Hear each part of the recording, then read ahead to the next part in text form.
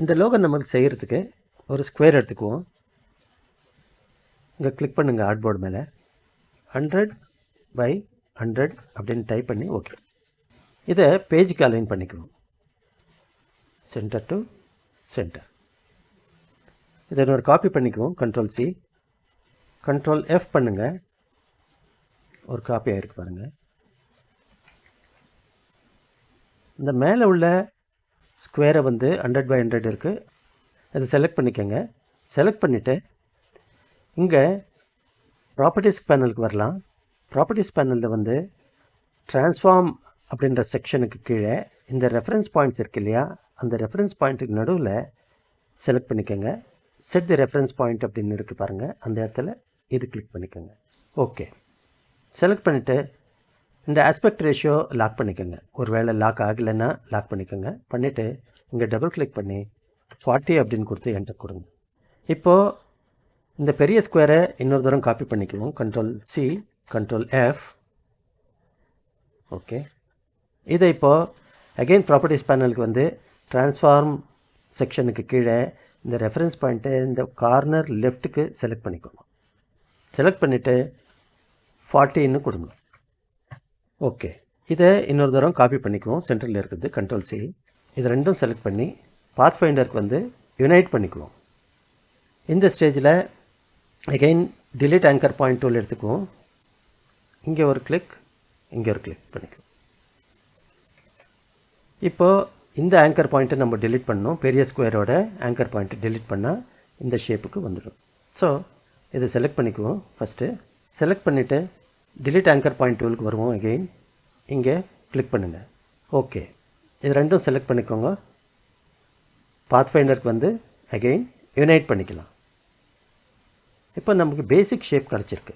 இப்போது உங்கள் கிளிப்போர்டில் இருக்கிற சின்ன ஸ்கொயரை பேஸ்ட் பண்ணுவோம். Ctrl+F. இங்கே பார்த்தீங்கன்னா இந்த பெரிய ஆரோ இந்த பக்கம் டவுன்வர்ட் ஆரோக்கும் நடுவில் கொஞ்சம் கேப் இருக்குது. அந்த கேப்பு நம்ம க்ரியேட் பண்ணோன்னா இங்கே பேஸ்ட் பண்ணியிருக்கோமே, இதை எடுத்துக்கலாம்.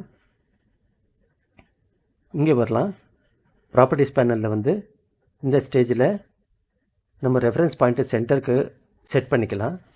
இங்கே 42 என்டர் பண்ணலாம். விடத்தில் மட்டும் கொடுத்தா போதும். ஏன்னா இங்கே ஆஸ்பெக்ட் ரேஷியோ லாக் ஆகிருக்கு. என்டர் கொடுங்க. இது எல்லாத்தையும் செலக்ட் பண்ணிக்குவோம். அதாவது 2 ஆப்ஜெக்டும் செலக்ட் பண்ணிக்குவோம். பாத் ஃபைண்டருக்கு மைனஸ் ஃப்ரண்ட் கிளிக் பண்ணுவோம். ஓகே. இப்போ ஆல்மோஸ்ட் AMD லோகோ ரெடியாக இருக்குது. இதை நம்ம கலர் மட்டும் ஃபில் பண்ணோம். ஐட்ராப்பருக்கு போவோம். இந்த கலரை சாம்பிள் பண்ணிக்கலாம். எந்த கலர் வேணால் நீங்கள் கிளிக் பண்ணி சாம்பிள் பண்ணிக்கலாம். எங்கே கிளிக் பண்ணுறீங்களோ அந்த கலரை அது ஃபில் பண்ணிவிடும். இந்த ஸ்டேஜில் இந்த கலரை நான் கிளிக் பண்ணிக்கிறேன். ஓகே. இப்போது இதை கொஞ்சம் ரீசைஸ் பண்ணிக்குவோம். 30 பண்ணிக்குவோம். 30 பண்ணிவிட்டு சைடில் வைப்போம்.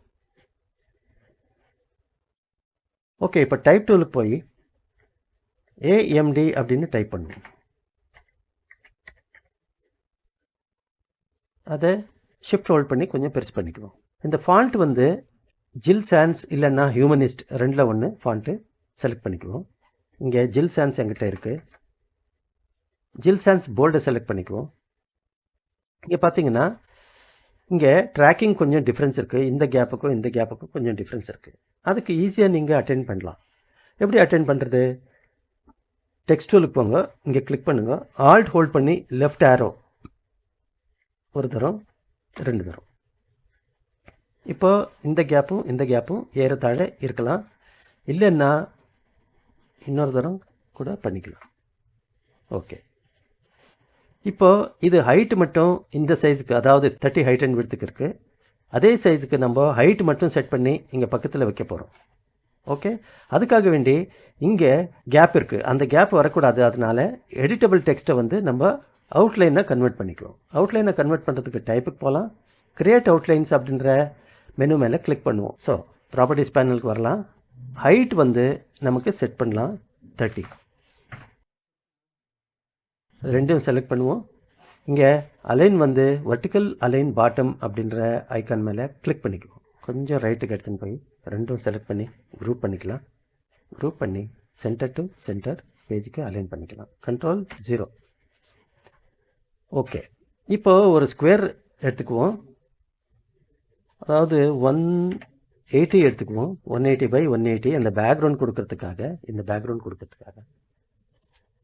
ஓகே, பிளாக் ஃபில் ஆயிருக்கு. ஓகே, பேஜ் சென்டருக்கு அலைன் பண்ணிக்கோங்க. சென்ட் பேக் பண்ணலாம் இதை, அதாவது பின்புறமாக அனுப்பலாம். ட்ரான்ஸ்ஃபார்ம் கீழே அரேஞ்ச் இருக்கு பாருங்கள், சென்ட் டு பேக். ஏன் இது காணலைன்னா இதுவும் பிளாக் ஃபில் ஆகிருக்கு, அதனால. இது ஒரு குரூப்பில் இருக்கிறதுனால டபுள் கிளிக் பண்ணுங்க, ஐசோலேஷன் மோடுக்கு போகும். இது மட்டும் நீங்கள் செலக்ட் பண்ணி மேனிப்புலேட் பண்ணிக்கலாம், கலர் கூட மாற்றலாம். இந்த ஸ்டேஜில் நான் கொஞ்சம் கிரே தரேன், அதாவது 30% பிளாக்கு. இப்போது எஸ்கேப் அடிச்சிட்டிங்கன்னா ஐசோலேஷன் மோட்லேருந்து வெளியில் வந்துடும். ஐ திங்க் டபுள் கிளிக் பண்ணி நம்ம ஒயிட்டாகவே மாற்றிக்கலாம் நினைக்கிறேன். எஸ்கேப். இங்கே இதை செலக்ட் பண்ணிவிட்டு பாட்டம்க்கு இங்கே கொண்டு வருவோம். இதை வந்து முதல்ல செலக்ட் பண்ணுங்கள், ஷிஃப்ட் ஹோல்ட் பண்ணி இதை செலக்ட் பண்ணுங்கள், ரெண்டும் செலக்ட் ஆகிருக்கு. இப்போ மூணாவது தரமாக இந்த லார்ஜர் பிளாக் ஸ்கொயர் இருக்கே, அதை செலக்ட் பண்ணுங்கள். அது அதே இடத்துல இருக்கும், இல்லைன்னா மாறும். Right bottom. இப்போது கண்ட்ரோல் கே ப்ரெஸ் பண்ணலாம், ஜென்ரல் ப்ரிஃபரன்சஸுக்கு போகலாம். இங்கே கீபோர்டு இன்க்ரிமெண்ட் அண்டர் ஃபீல்டில் 10 அப்படின்னு டைப் பண்ணலாம், ப்ரெஸ் என்டர். இப்போ இது செலக்ட் பண்ணிக்கோங்க, டாப் ஏரோ லெஃப்ட் ஏரோ ஒரு தரம். இதுதான் ஏஎம்டியோட ஃபைனல் அவுட்புட். இதை நீங்கள் குரூப் பண்ணிக்கோங்க, Ctrl+G Ctrl+0 பண்ணி ப்ரெசென்ட் பண்ணுங்கள். இந்த வீடியோ உங்களுக்கு பிடிச்சிருந்தா நம்ம சேனலை சப்ஸ்கிரைப் பண்ணிவிட்டு ஃபாலோ பண்ணிக்கோங்க. தெரிஞ்சவங்களுக்கு ஷேர் பண்ணுங்கள், எல்லாரும் பயன்படட்டும். அடுத்த கிளாஸில் இந்த லோகோவை செஞ்சு காட்ட போகிறேன், தொடர்ந்து பாருங்கள்.